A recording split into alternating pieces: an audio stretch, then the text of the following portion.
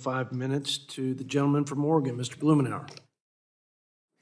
Thank you, Mr. Chairman. I'd like, if I could, Ms. Gressler, back in the old days, when Paul Ryan and I were on the Budget Committee, Heritage was very helpful in working with us, crafting some proposals to limit unnecessary agricultural subsidies. Is there still some interest in Heritage in exploring opportunities to save money there? Absolutely. You know, a lot of our crop insurance subsidies are going to some of the wealthiest farmers. I think 10% go to the top 1% of farmers who have an average gross income of $1.5 million per year. Across the board, these subsidies are distorting the market, but absolutely you could put some income limits on those. And I'd also like to point out that a lot of those subsidies are going to farmers who are producing things 70% are to corn, soybean, and wheat, and not to the more nutritious foods. Thank you. I appreciate, I don't always agree 100% with the Heritage Foundation, but I really appreciate the intellectual honesty dealing with unnecessary subsidization. And some of these, as you point out, actually go to foreign companies. It's an area, Mr. Chairman, that I would hope that this committee could actually, when we get down to actually working on solutions, I hope this is an area that we can work across the aisle with a wide variety of philosophical positions that where the facts will lead us and save substantial money. And if we're worried, but some people are talking about limiting access to nutrition by having greater limitations. I had pointed out to this committee that there are almost 20,000 farmers who have received an average of $1 million a year on subsidies for 37 consecutive years. I think it's easier for us to deal with that than just going on simply piling on regulations on poor people. I appreciate Mr. Norman talking about two worlds. Sometimes it's a little jarring if you just listen to what goes on here.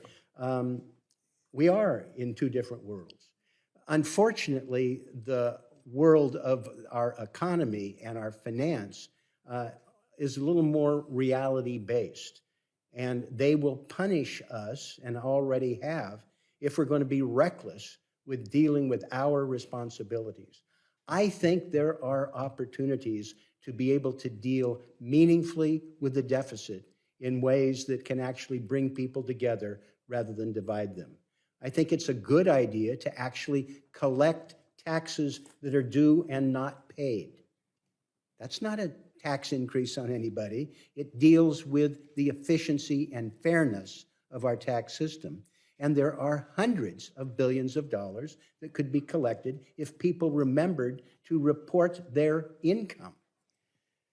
I was taken by my colleague from Virginia's point that there's not a single line in this budget that speaks to a specific cut that the Republicans have advanced. That's right. That's why what has been offered is not a plan.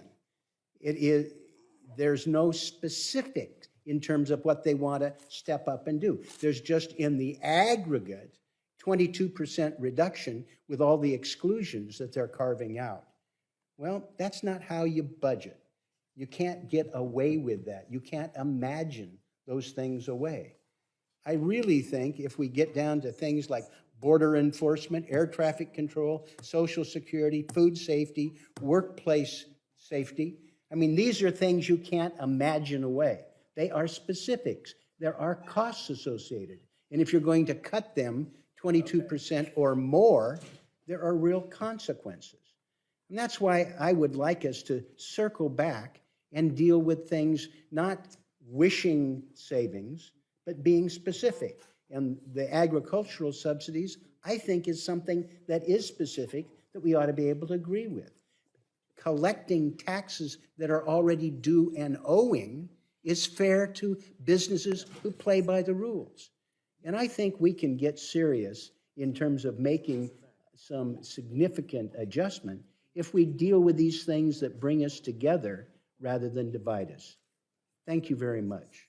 I thank my friend from Oregon and would just say I'm always open to making sure incentives are responsible, no matter where they are in the marketplace or who they apply to, and that we reduce waste, no matter what the program or the constituency, agriculture included.